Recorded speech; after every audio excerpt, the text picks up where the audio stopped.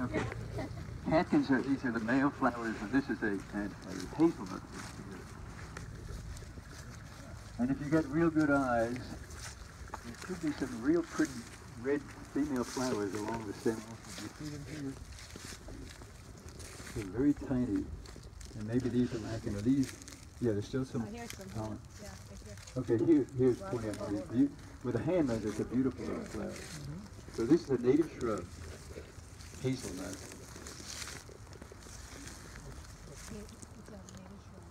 There's another bush blooming right alongside the path when you came in, and it's got a lot of those little red flowers on it.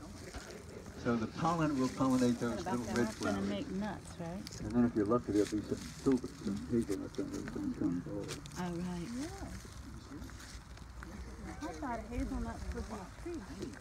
Where's the flowers? There's some. They're red. They're really small. Red guy right back there. Oh, that is tiny. Okay. You want to look? I just want to look with my eyes. It's a very tiny little. It has that witch hazel hairy look, you know? That does?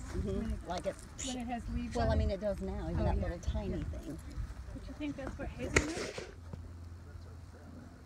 Yeah, they do it.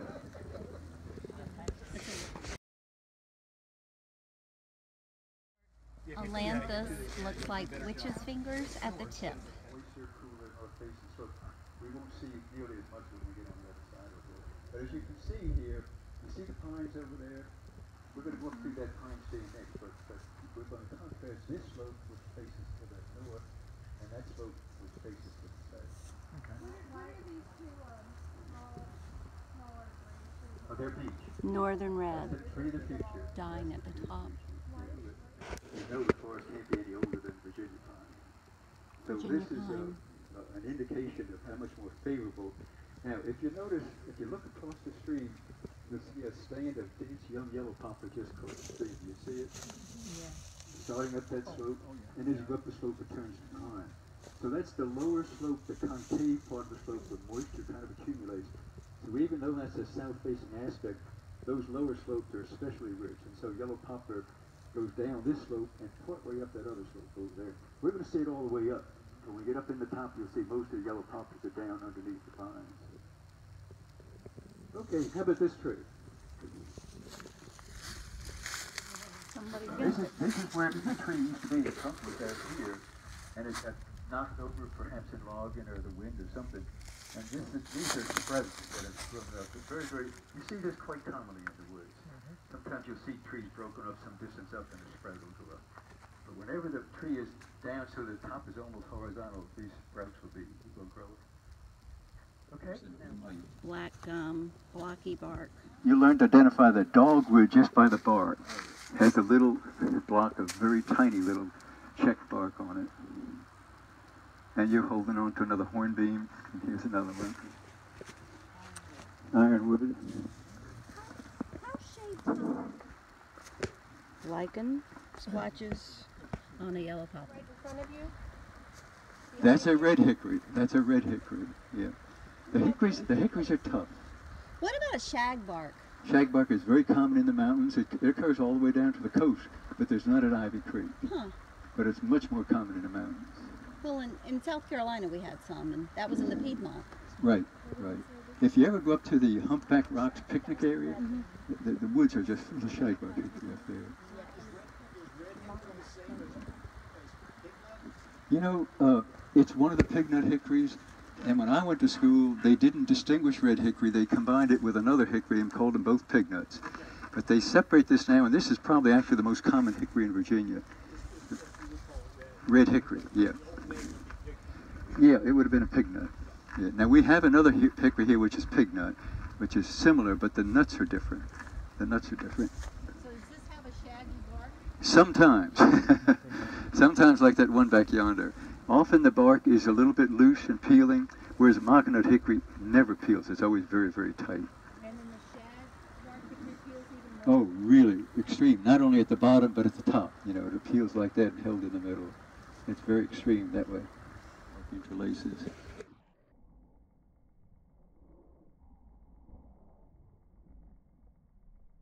is mapped on both sides, which means at least they're fairly similar. A couple things here. The big northern red oak, see the light ridges on the bark, came down in the derecho also, and Phil cut a section out of that, and that tree was about 125 years old. So these, along the stream is where the trees were present when the 1937 photograph was taken, just some scattered big old trees. See the cedar here with the real heavy branches on this side? That's typical of a tree that grew on the edge of a field. So in the early photographs, there was a narrow field came up here, up to about that ledge probably, and went on down here and down into Ivy Creek, went on down Martin's Branch into Ivy Creek. In fact, as you're going down Martin's Branch, you can see the remains of a straight drain. Okay, above it is an old road, and the road used to run back and go on up Martin's Branch and connect with another road that went back up to the hard surface road you drove in on. And from there, there was another road went up to, on the other side, we won't get that far, but this road went up and teed, and a road went back to the main road and ran over this way. And what happened is, in a flood event, you see the road washed out in that corner right up in there. And so after this road was abandoned, I think they started using the road we'll see a little later on the walk, which was a road which was present in an old Albemarle County map in the 1860s. That road shows on it. So from this road, they went to, that's a perfect example of that hornbeam. Yeah. And down along the stream is a perfect place for it. People use that wood because it was so tough and hard for... I don't think it's used for much. I really don't. The dogwood was... But they're shaded, you see. Yeah. But this is the sort of thing you see all over Ivy Creek in the older stands of timber. Somebody was questioning those holes on a diagonal on that hickory right in front of us. And I was out here with Dan Beeker a few days ago. And that's kind of a puzzle. The sapsucker will do that on hickories, but they're usually perfectly horizontal, and that's kind of a strange configuration. It looks like something is leaking out of those holes, that white staining below them. But if you look up that big tree, we don't have much time for tree ID, but notice that the twigs up there, there's none of them that have straight section. They're all continually curving and twisting, and that's characteristic of the hickories and the black walnut also. They're in the same family. And it's one of the characteristics which is really good when you get used to keying in on it. No straight twigs.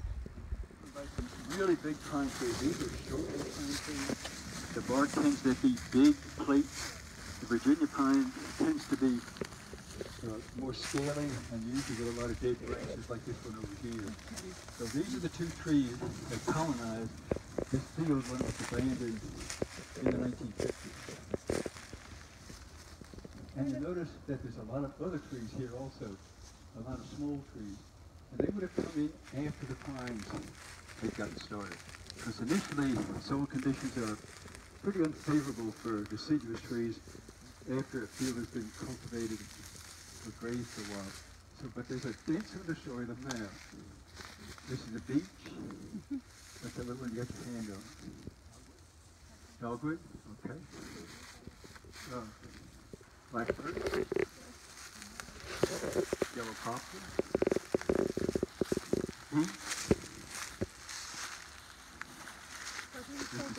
red oak. Not the yellow pine, it's the, did you say No, it's a shortleaf? Shortleaf. Yep. This is another red oak. It's a great variety of species here.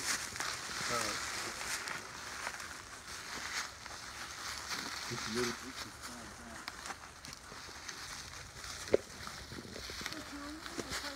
yeah.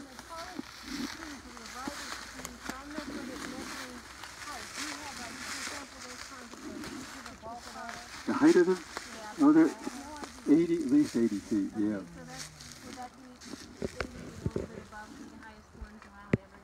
Well, no, the taller trees are always on the lower part of the slope.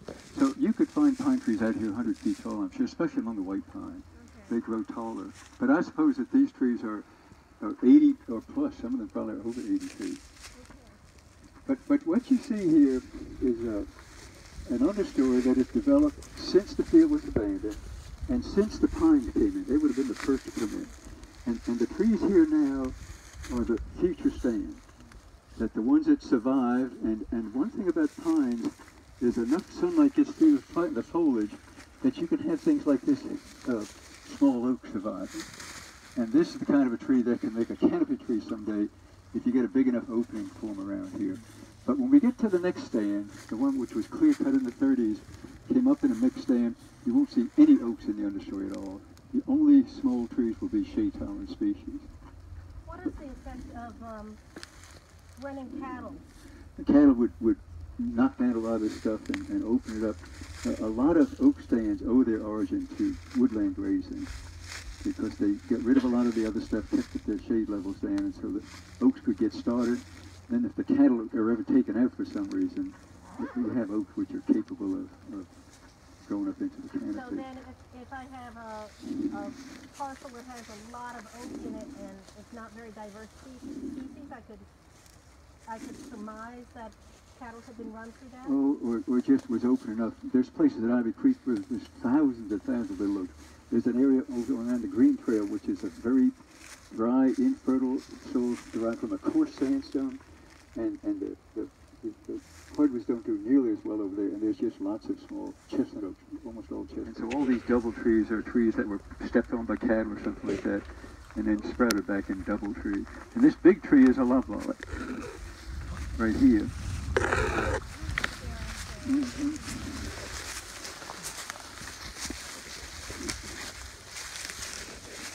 This is a tree that's so much planted for reforestation. It's an easy to grow tree. It grows on a great variety of sites. It tends to grow faster than the other pine, and it's larger than any other trees here. And it's somewhat indicative of the fact that it's a fast-growing tree. The cones are much larger, and the needles, if you look at them, are much longer, and they'll be in three in a bundle. You can see them on the ground. Whereas the shortleaf pine and the Virginia pine, the needles are in bundles of two. And the bark? The bark is like shortleaf pine. It's just big plates. Virginia pine is quite different. Yeah, but this can vary. Yeah, it can vary. But can you feel it's hotter over here than that other slope? Yep. I mean, there's no question about it. The north and south slope makes a huge difference. Now the hollies are native?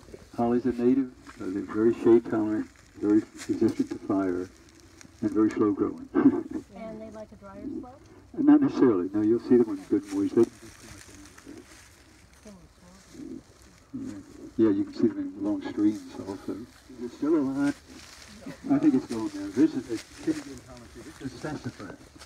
Very common in old fields. And the roots will persist in little segments of living roots, just like seeds in the ground. And they'll just keep coming up anytime you get enough exposure, the soil warms up. And the sassafras, if you just put the water underneath it, it's a rich, I'm not having much luck here, a rich cinnamon red color, brown color underneath. And oftentimes it'll help you with sassafras. You can use the leaves for gumbo to use. Yeah, the leaves are gone on this one. That's a yellow poplar you're holding.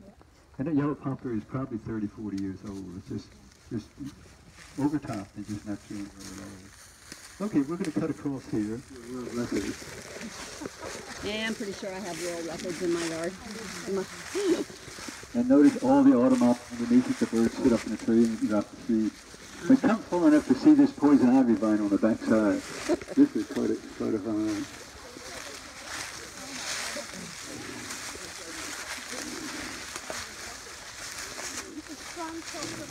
Isn't that something?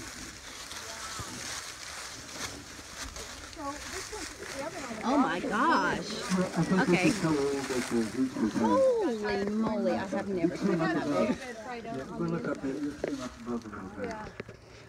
There's a huge poison So poison ivy is a vine that has these things that can rip the bark and go right up the tree. Roots don't have that ability to rip the bark. They have little tendrils that scrape on the branches. So grapes have to go up with the tree. They grab the branch when they're small. So whenever you see a grapevine in a tree, the grapevine is the same age as the big tree. Yeah, right. This thing here would be the same age as this. Now there's something really interesting about this tree. This is one of my favorite trees on Ivy Creek. And it's not very far above this girl's head. What do you see that's really unusual there? Well, the bark is... Okay, this is where a branch died. What is this thing? Tell us, it goes all the way around the tree, doesn't it? Is it? Well, something strangled it, yeah. Probably not a fence because it's too high, isn't it? Remember when they nail a fence here, it stays here. It doesn't move up the tree. So somebody wrapped the wire around that tree for some reason. And then they did what? Quite obviously, after they wrapped it with wire, they did what? They Put, They took it off. they cut the top out. See all that sprouting out? That's very abnormal. A tree doesn't sprout out like that.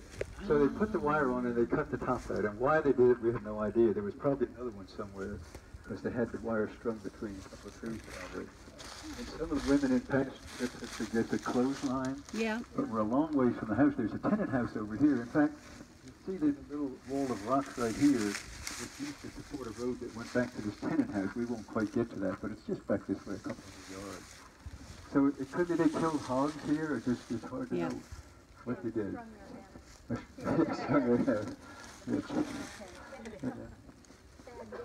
That's a really neat tree, though. And from here, we're going to go, excuse me.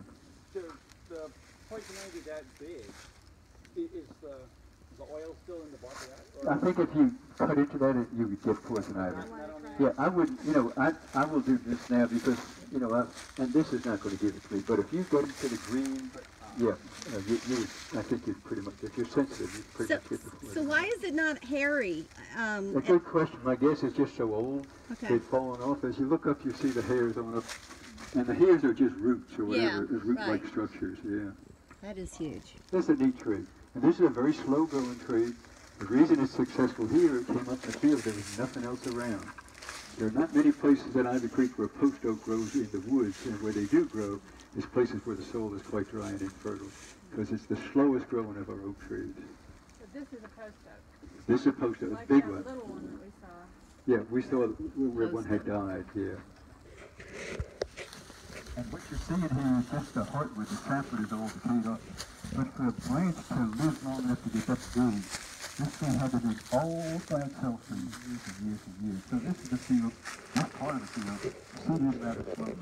And you can see this kind of tree all over Ivy Creek in the abandoned fields, which suggests that they grew up real slowly. And my guess is that cattle were left in here for a long time, kept the woods open and contributed to that. The trees like this are really helpful. This is Virginia pine, this is shortleaf pine. Are there white pines here? White pine. You won't see any today though, but there are quite a few white pines. And some big ones too. No, those are all natural. Nothing here was planted as far as I know, except the white pines around the field at the top along the parking lot that was planted. The loblolly apparently just the deep blue in the summer. We found 9 loblolly on all of Ivy Creek. That's the biggest one. And I'm quite sure they weren't planted. Okay. Now, as we go up here, we're going to cross an old fence. And notice when we cross it, there's a linear route running across it.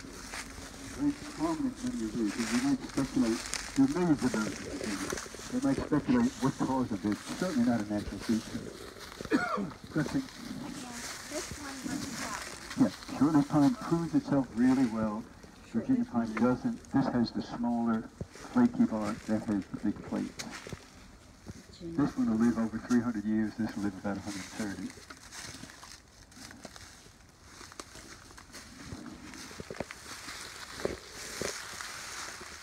It was the very act of plowing, turning soil. It just moves soil downhill. And Freakin talk about the turning plow just being a way to plow soil downhill. So several different reasons why this accumulates here. There's quite a few of that. It's the best one. Now, let me point out a red maple. This tree right here, the long smooth railroad. That's so typical. You don't see any living branches until you get up quite a ways. And that's the way red maple will look. The beech will have living branches right on down the front. How about the fence? The fence just holding stuff from going any further, and then it just builds up and keeps building.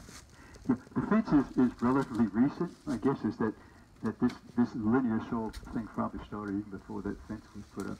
I don't know when the woven wire fence was. There's some woven wire in here. Barbed wire came in after the Civil War, but the woven wire is much more recent in development.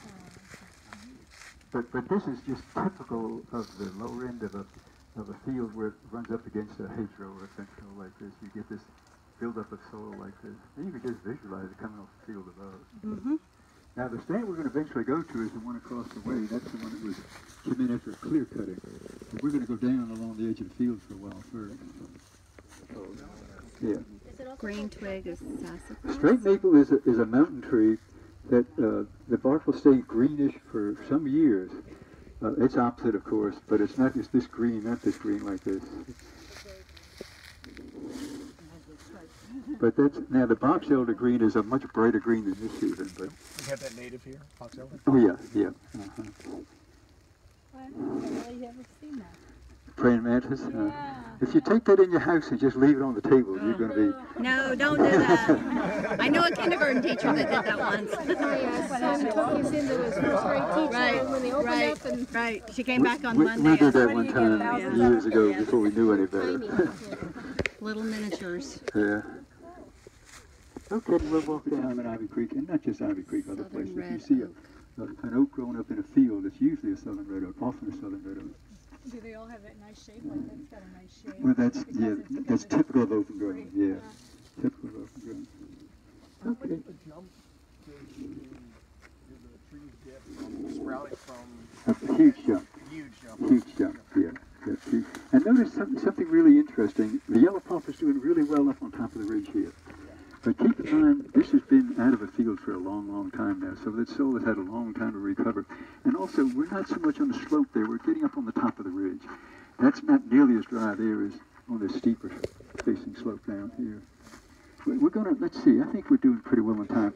Let's go on down and look at the, a couple of what was the biggest tree at Ivy Creek till it died a few years ago, and we'll look at the Bartholomew oak. They're really neat trees if you haven't seen them.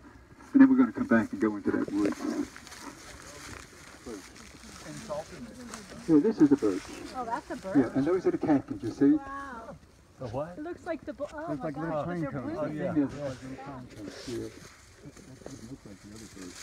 It also looks That's totally not a black bird. different. It's a That's black right. birch, yeah. And they get the reddish, Black birch. sort of reddish color up there. Huh. That's amazing. Yeah, that's a very odd looking tree. You see that up on a tree, you get an oak tree. And then if the bark is real tight and hard and darkened like this, it's one of the red oaks. And if it's light and flaky, it's one of the white oaks, except chestnut oak. Chestnut oak is different. It's a white oak. We'll see a chestnut oak right over here in a few minutes.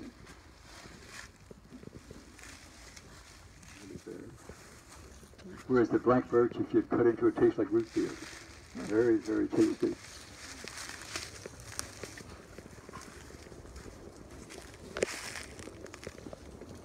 Black cherry. Another black. So Short this is a leaf tree pine. that grew up where we had lots of shade and lots of competition. And these lower branches typically live 2 or 3 or 4 years at the most for the shade off. They never live long enough to produce a nut unless special circumstances like in that field. But notice how much shorter this tree is than the yellow poplar. Even here on this ridge, these short leaf pine are going to shade out eventually. The yellow poplar, if they keep growing like they are now, are going to be the dominant trees. Notice this place is full of autumn olive and bittersweet. Yeah. And you can tell stump sprouts because you get multiple stems, like there's 3 there and there's looks like there's 3 over yonder. Anytime that you see several sprouts coming up from the ground like that, they're stump sprouts. And stump sprouts come from 2 causes. Most commonly somebody cut a tree down. Here they mowed them off with a mower. They're supposed to get at the bottom, so how big is the stump? It's a small. Good point. When you see sprouts, and we'll see some maybe where the sprouts are some distance apart, they came off a big stump. Sometimes you'll see a tree where they don't even divide till you get to the neighborhood trees. But if you cut it, it's an oak. The bark is too dark to be a white oak. This is an oak, and notice how much shorter it is. This is an oak that got into this field, but the yellow poplar are just going to put it away. Looks like bittersweet, yeah. Somebody cut it, I think, at one time. Good. Bittersweet is tough, I tell you. And autumn olive is tough, and stilt grass is tough. And here at Ivy Creek, they're the big 3. They're the big 3. Bittersweet, autumn olive, stilt grass. The vine, yeah. It's a tough one. It's going to be worse than kudzu eventually, because the kudzu is intolerant of shade, Bittersweet's quite tolerant of shade, and the birds spread the seeds of bittersweet widely, and the kudzu rarely produces viable seed up this way. So most of the kudzu patch you see have been here a long, long time. They just get bigger and bigger and bigger. Bittersweet can just pop up anywhere. I have a yard. I have a little tiny lot, 1/4 acre, and every year I go around and pull up the bittersweet that the birds brought in. You know, it just keeps coming in. Can really do a number on the trees too. Oh yeah. The other things don't hurt the trees as much. Is it bittersweet? Yeah. Okay, this is the red trail we're back on. We're going to go down to the right and Phil cut a section here. So we've got a very good estimate of the age of this tree. And if you've read that report of ours, you'll know that, but not knowing that, how old do you think this tree was? 85? 285? The old southern red oak, this is southern red oak, ever recorded was 140, I think. Oldest one ever seen. Yeah, this tree was about 123 years old. We have a really good age on it. And it was never measured, but it measures about 56 inches after the bark had fallen off. My guess is it was probably 60 inches or 5 feet. And since this tree is going down, we found another tree, which you read the report, you can find out where it is, which is 54 inches, a really big tree, about as big as the tree is now. What So did he say this the is age a was? this is a hedgerow. Hedgerow coming in here, the one we've been walking on. There's another fence row coming down from the top. Notice it's got some hornbeams growing at the base of it. Be interesting to know how old that hornbeam is right at the base of it there. Yeah. This was a southern red oak. Southern This is red the oak. shortest lived of the oaks we have, and one of the fastest growing, but it doesn't live very long. Yeah, it doesn't really live very long. And it's the one that will so often come up in abandoned fields. Seems to be more tolerant of the compaction and the loss of fungi and other things in the soil. I'll go down a little bit, we'll look at this big white oak, which is, are you all familiar with the Bartholomew oak? We always walk to it then. It's got an interesting stone, which we thought for years was a gravestone. But this fellow Steve Thompson, who's working on this project with the black families and he's an archaeologist, said that it's very commonly found on property lines. So he thinks this is a very, very old property line right here. A corner or a line or something there. You'll see it, we'll walk down to it. Bartholomew's Oak we're headed to. Came into this area, but maybe 1750 or something like that, which is what, 275, 80 years or something like that. And this tree is nowhere near that old, but this tree grew up in a field. You couldn't have had a tree like this back in the days before the Europeans arrived. And you notice that there's a few big branches, the double field edge here, right here. And this pine stain back this way is the same one we went a minute ago with Big Push. This field went all the way around there and it was cultivated. And at this lower edge, there's a really, really bad gully when they farmed that field. That's a pretty tree. And the reason I can say quite confidently it's really not very old is that you notice that as you go up, the branches get smaller and smaller in diameter. When you have a really old tree, what happens is that it goes up until it can't grow anymore in height, it kind of snakes. Don't white oaks hold their leaves? Yeah, they hold the leaves on the juvenile part of the tree. This big old tree doesn't have any of them. But if you look at it, and look just the beach, the leaves are on the inner part of the tree near the base, and what they refer to as the juvenile part of the tree. And they'll when they get really big, black birch here. So all of these gullies formed after Europeans arrived. These are all sort of the human cultivation and exposing of the soil.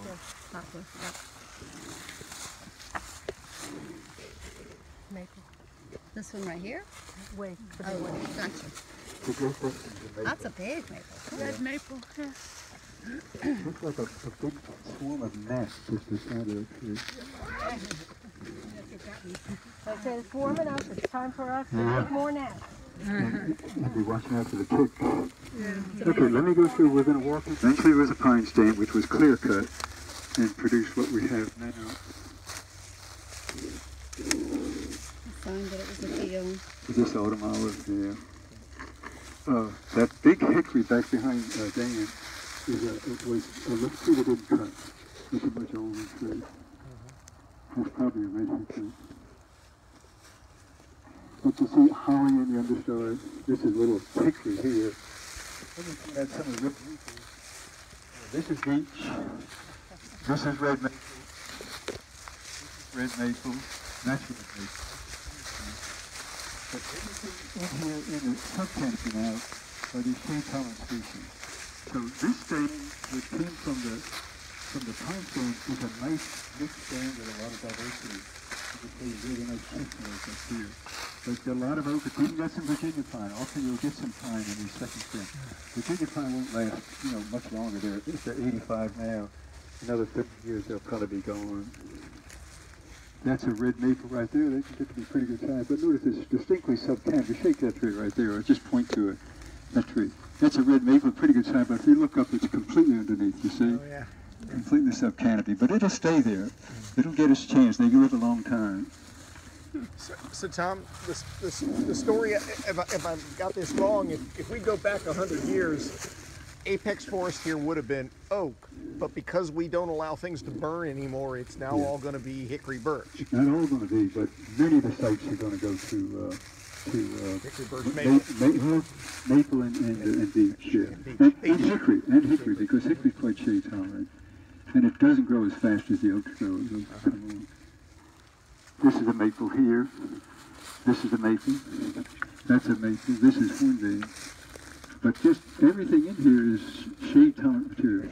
And like I say, the next forest is here, The next forest is just waiting its time. The big chestnut oak is that beautiful tree right up there with a real thick bark. And you should be able to see the leaves as we get closer to it. Here's a chestnut oak right here.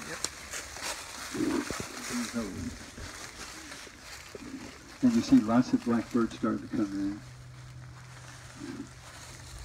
Chestnut oak. It's chestnut oak, yeah. It tends to be on dry ridges. This is a little bit atypical for the site. When it gets on sites like this, it'll really grow well. It'll grow much faster than the ordinary white oak, for example. This is autumn olive. Here's another one in pine stone. You can see actually little saw this one. You can see it's kind of flat on top of the saw. Hard to visualize. Oh, okay. That's the tree from the black birch.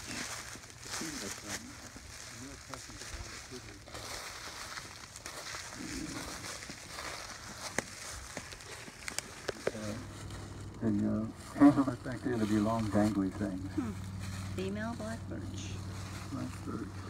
And often if you look up a larger tree, you'll see these cones or you'll see the male, these catkins, you'll see the male catkin. A lot of pollen comes off of the nest. Oh, yeah. I think you have to use your imagination. Yeah, you see? So this is a black cherry, and it's usually straight. Black cherry is a good indicator Black of disturbance. cherry. Often you see it in the banana fields. Over time, this one drops out. It's not suddenly that long down here. Down here. But as you go down the hill, you see it's another north piece here. Put out the statement that where an area is clear cut, it'll never come back to forest again. It is absolutely absurd. But both sides are making strong exaggerations elsewhere. But this is typical. When you clear cut a stand, very quickly you get another forest taking its place. The only thing you don't know is what the species composition is going to be, because when this was clear cut, it was pine, and now it's a hardwood forest. And when this gradually dies out, if this was clear cut, now you'd get back to it. You'd have some yellow poplar and stuff coming in here, but if this just slowly dies out, one of the trees, it has been logged and logged and logged, but that's all over with. From now, for the first time in over 200 years, trees will get to die of natural causes, In the past, they died of natural causes or they were cut down, but there will actually be a few trees here that will get to be really, really old. And you just don't see really old trees around. It's really got to look hard to find them. But eventually they'll be here. Isn't there a registry of oldest trees? There is a thing online, a registry of old trees, ancient forests, and you can go online and find that, and there are two of them.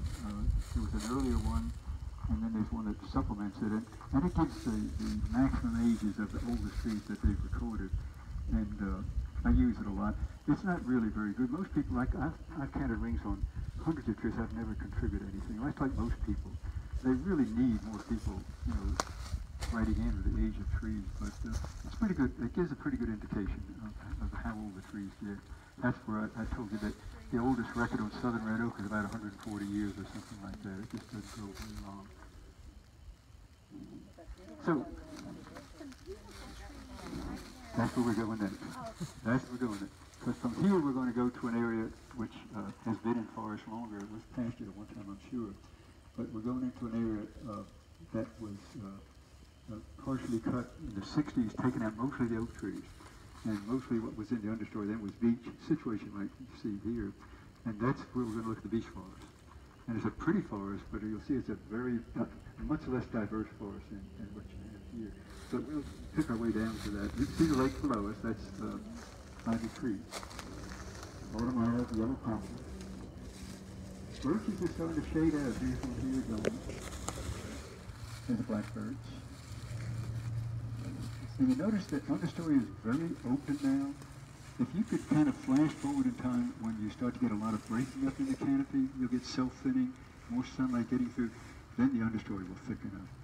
And so in this stage, it's just, this is a very, very dense forest, very, very shady. How big can a black birch get? I don't know. I would guess 3 feet.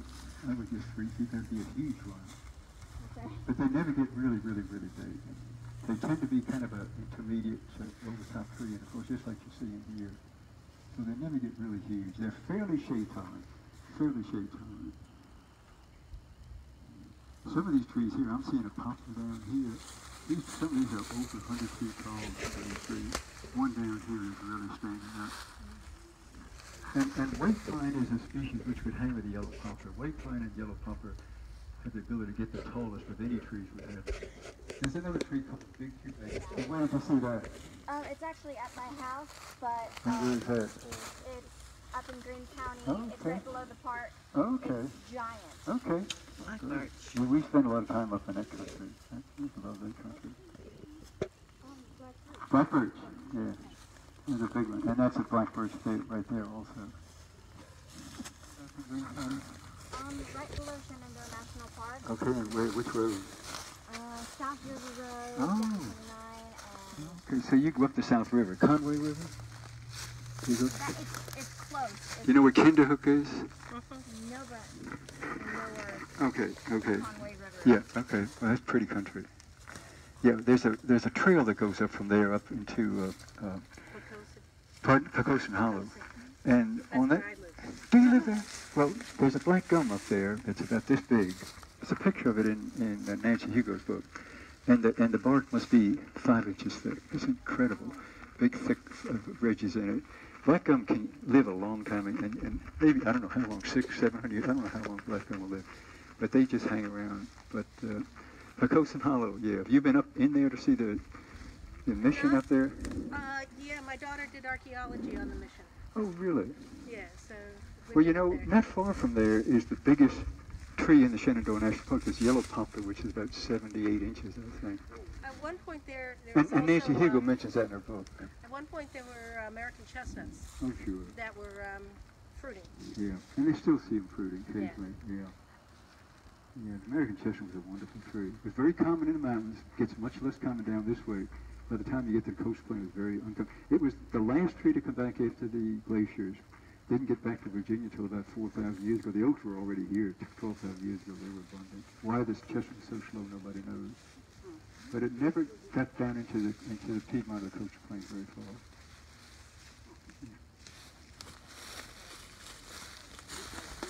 The oaks out, because that was the main time. It would have happened anyway if the oaks died. But this is a beautiful forest. It's not the place you come to look for wildflowers or birds, you know. It's not that very diverse, and it's a kind of a forest that's going to get much, much more common apparently. So you see this in the cores when you see them. They're the big, great big cores. Right. They're very young I trees. cored a couple beech here and several poplars, and on a couple of the small beech I cored, you could see where they were released. They all of a sudden were in so much water, and that's typical. This is yellow poplar here. And you're going to see there's a big black gum here somewhere. Mostly it's beech, but there's some black gum. There's some red. That's a birch up there. What do you see? What is that tree? I think I see it.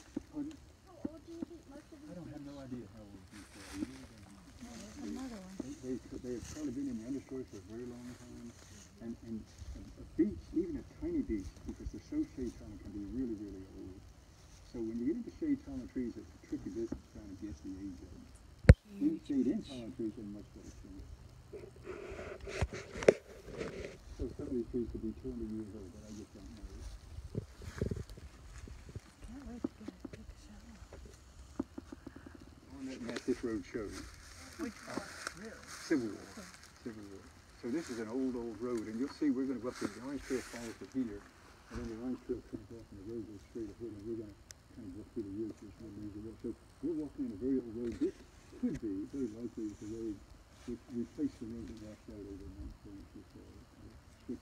And down below here is Hydraulic Mill, which is a black community. It's under the lake now, and it was kind of a very important part of this part of the country. And the farmers brought their grain and stuff to the mills.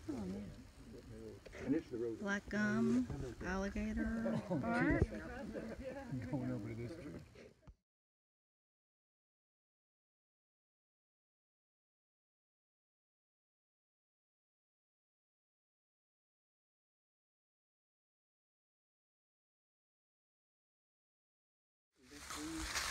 So, loblolly.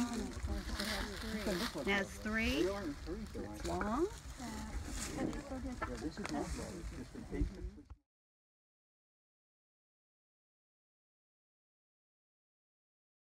Here a long time. The fires had been coming.